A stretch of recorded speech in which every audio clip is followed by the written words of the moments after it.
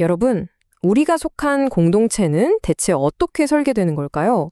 만약에 그 설계도 자체를 한번 완전히 다시 생각해 본다면 과연 어떤 일이 벌어질까요? 오늘은요, 한 공동체가 가진 아주 특별한 건축 설계도를 깊숙이 들여다보면서 우리 모두가 관계를 맺는 방식에 대한 아주 근본적인 질문을 던져보려고 합니다. 자, 우선 이 두 그림이 보여주는 핵심적인 차이부터 한번 확 짚고 넘어가 보죠. 왼쪽에 있는 건 뭐랄까 아주 잘 짜인 제도나 거대한 건물 같아요. 소수가 무대 위에서 이끌고 다수는 자연스럽게 관객이 되기 쉽죠. 반면에 오른쪽은요. 살아 숨쉬는 유기체나 진짜 가족에 훨씬 가깝습니다. 모두가 주인공이고 또 참여자가 되는 거죠. 이 두 가지 모델은 커뮤니티를 바라보는 시각 자체가 완전히 다르다는 걸 보여줍니다. 그래서 오늘 우리는 이런 흐름을 따라서 한번 쭉 따라가 볼 겁니다. 첫째, 현대 조직들이 흔히 겪는 문제가 뭔지 진단해 보고요. 둘째, 거기에 대한 대안은 무엇인지 탐구해 볼 겁니다. 그리고 실제 사례를 통해 그 구조를 아주 자세히 분석하고 그 안에 숨겨진 어려움들, 그리고 궁극적으로 지향하는 목표가 뭔지까지 파헤쳐 보겠습니다. 좋습니다. 그럼 첫 번째 섹션부터 시작해 볼까요? 현대 공동체, 특히 교회에서 정말 흔하게 발견되는 문제죠. 바로 구성원들이 어느새 구경꾼이 되어버리는 현상입니다. 프랭크 바이올라라는 사람이 이 점을 정말 날카롭게 지적했는데요. 많은 현대교회가 마치 하나의 극장처럼 운영된다는 거예요. 소수의 전문가들이 무대 위에서 멋진 공연을 펼치면 대다수는 그냥 객석에 편안히 앉아서 그걸 지켜보는 거죠. 결국 공동체 생활이라는 게 내가 직접 참여하는 능동적인 무언가가 아니라 그냥 수동적으로 관람하는 게 되어버리는 겁니다. 이런 제도적 모델의 특징들을 좀 더 살펴보면요. 그림이 더 명확해져요. 보통 전문가가 모든 걸 주도하고 잘 짜인 프로그램 위주로 돌아가죠. 그리고 성공의 척도도 얼마나 많은 사람이 이 건물에 모였는가가 되기 쉽고요. 이런 구조는요, 자연스럽게 구성원들을 참여자가 아니라 제공되는 서비스를 소비하는 수동적인 관객으로 만들 수밖에 없습니다. 자, 그렇다면 이런 상황에 대한 대안으로 제시된 비전은 과연 무엇일까요? 바로 이겁니다.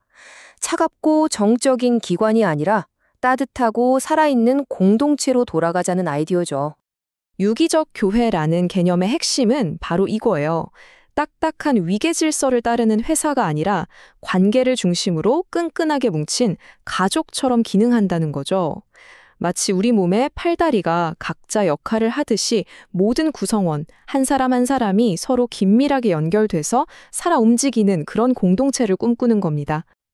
아까 봤던 제도적 모델과 비교해 보면 차이가 정말 명확하죠? 일방적으로 뭔가를 전달하는 게 아니라 모든 구성원이 주인의식을 가지고 서로를 돌보고 책임지는 그런 쌍방향적인 관계가 모든 것의 중심이 되는 겁니다. 자, 그럼 이런 이론들이 현실에서는 과연 어떻게 적용될 수 있을까요? 지금부터가 진짜 흥미로운데요. 한 공동체의 아주 구체적인 건축 설계도를 함께 샅샅이 뜯어보겠습니다. 먼저 우리가 흔히 생각하는 성장 모델인 덧셈 전략이에요. 아주 간단하죠? 기존 그룹의 새로운 멤버를 계속 더해가는 아주 직관적이고 선형적인 방식입니다. 하지만 곱셈 전략은 이건 완전히 게임의 판을 바꾸는 별상입니다. 단순히 사람 수를 더하는 게 아니에요. 한 사람이 둘이 되고 둘이 넷이 되는 것처럼 기하급수적인 성장을 목표로 하죠. 핵심은 이거예요. 한 사람이 또 다른 리더를 세우고 그 리더가 또 다른 리더를 낳는 것. 이것이 바로 이 공동체 전략의 핵심 동력인 겁니다. 이 공동체의 중심 목표는 이 한 문장으로 요약됩니다. 아주 명확하죠. 단순히 많은 사람을 모아서 소비자를 만드는 게 아니라 스스로 또 다른 리더를 키워낼 수 있는 생산자를 세우는 것. 즉, 재생산하는 제자를 만드는 데에 모든 것에 초점이 맞춰져 있는 거죠. 그렇다면 이 놀라운 곱셈 전략은 구체적으로 어떻게 작동하는 걸까요? 이 공동체만이 가진 아주 특별한 성장 엔진, 그 내부 구조를 지금부터 함께 들여다보겠습니다. 이 시스템은 세 개의 아주 강력한 비유로 설명할 수 있어요. 첫째, 영적인 에너지를 뿜어내는 발전소가 있고요. 둘째, 그 힘을 가지고 공동체 생활을 실제로 훈련하는 베이스 캠프를 운영합니다. 그리고 최종적으로는 새로운 리더를 길러내는 핵심 엔진으로 이어지는 거죠. 이 세 가지가 마치 정교한 톱니바퀴처럼 맞물려서 돌아가는 겁니다. 이 표가 그 구조를 한눈에 보여주는데요. UP는 신과의 수직적인 관계, 즉 나의 존재에 집중하는 거고요. E는 공동체 안에서의 수평적인 관계, 즉 행동을 훈련하는 겁니다. 여기서 E에 해당하는 베이스 캠프는 그냥 모여서 공부만 하는 시간이 절대 아니에요. 함께 밥을 먹고 한 주간 힘들었던 일을 나누고 서로의 직장 문제를 위해 같이 기도해주고 심지어 누군가 이사할 때 다 같이 가서 돕는 것. 말 그대로 가족으로 사는 법을 실제로 연습하는 공간인 거죠. 그리고 마지막 아웃은 이 모든 경험을 다른 사람에게 고스란히 전수하는 재생산에 초점을 맞춥니다. 이 세 가지가 균형을 이룰 때 비로소 온전한 리더가 탄생한다고 보는 겁니다. 하지만 세상에 완벽한 시스템이라는 게 있을까요? 특히 사람이 모이는 곳에서는요. 바로 이 지점에서 이 멋진 건축 설계도는 가장 혹독한 스트레스 테스트에 직면하게 됩니다. 네, 이상적인 청사진과 현실은 언제나 다르죠. 그래서 이 질문이 정말 중요합니다. 가족이라는 말 참 따뜻하고 좋잖아요. 그런데 실제 우리 가족에 문제가 생기듯 이 공동체에 문제가 생기면 과연 어떤 모습일까요? 사회학자 크리스틴 풀은 이런 공동체가 피할 수 없는 현실을 이렇게 표현합니다. 이상이 크면 실망도 큰 법이죠. 친밀함이 깊은 기쁨을 주는 만큼 때로는 정말 깊은 상처를 남길 수도 있다는 거예요. 생각해보세요. 그냥 일반적인 모임에서 누가 날 실망시키면 그냥 그 모임 안 나가면 그만이에요. 하지만 스스로를 가족이라고 부르는 공동체에서 겪는 실망은 단순한 실망이 아니라 배신처럼 느껴질 수 있는 거죠.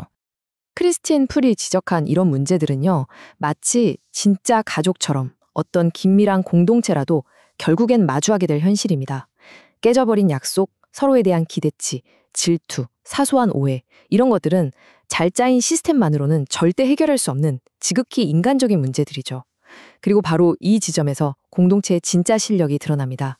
아무 문제가 없을 때가 아니라 바로 이런 고통스러운 마찰을 겪어낼 때 말이죠. 자, 그렇다면 이렇게 복잡하고 때로는 정말 어려운 공동체 구조를 만들어가는 궁극적인 목적은 과연 무엇일까요? 이 모든 시스템이 만들어내려고 하는 가장 근본적인 변화는 바로 이겁니다. 소비자에서 생산자로의 전환. 공동체가 제공하는 서비스나 가르침을 그냥 수동적으로 받아먹는 데 그치는 게 아니라 다른 사람의 성장을 위해서 내가 능동적으로 책임지고 기여하는 사람으로 변화시키는 것. 이것이 바로 이 건축 설계의 최종 목표인 셈입니다. 오늘 우리가 함께 살펴본 이 이야기는 단순히 한 교회의 이야기가 아닙니다. 우리 모두에게 던지는 질문이죠. 여러분의 삶, 여러분의 직장, 그리고 여러분이 속한 모든 공동체에서 우리는 과연 어떤 공간을 만들고 있나요? 소수만이 스포트라이트를 받는 화려한 무대인가요? 아니면 모두가 함께 둘러앉아 삶을 나누는 따뜻한 식탁인가요? 아마 그 선택이 우리가 속한 공동체의 미래를 결정하게 될 겁니다.